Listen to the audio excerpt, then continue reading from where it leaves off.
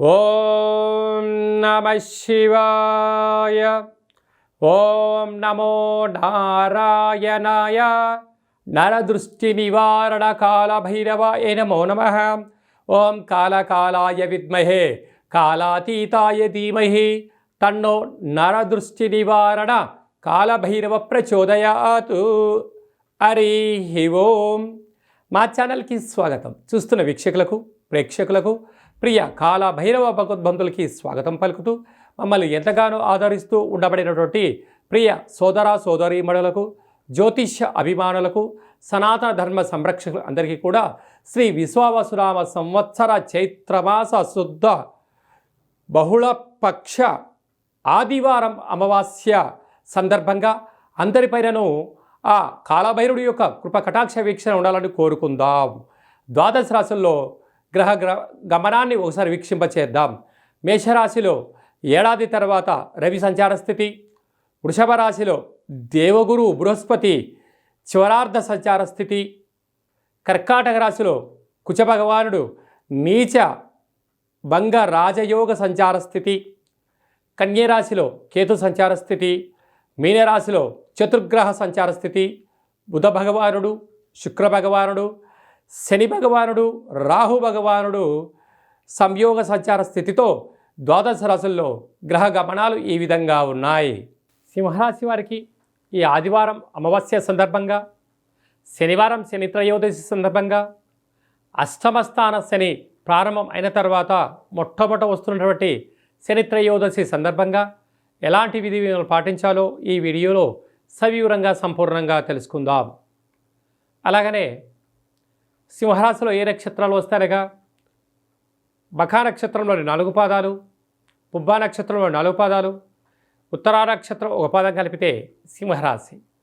అలాగా వీళ్ళకు 2వ స్థానంలో కేతు సంచార స్థితి ఉండడం వలన చిన్న చిన్న విషయాలకు ఆందోళన, అష్టమ స్థానంలో చతుర్గ్రహ కూటమి బుధుడు శుక్రుడు శనిరావుల సంచార స్థితి ఉండడం కనుక వీలైనంత వరకు శనివారం ఆదివారం పూట ఎలాంటి పనులు ముఖ్యమైన పనులను కానీ రిజిస్ట్రేషన్లు డాక్యుమెంట్స్ దూరవాయు జల ప్రయాణాలు పెట్టుకోకపోవడం ఉత్తమోత్తంగా భావించగలగాలి.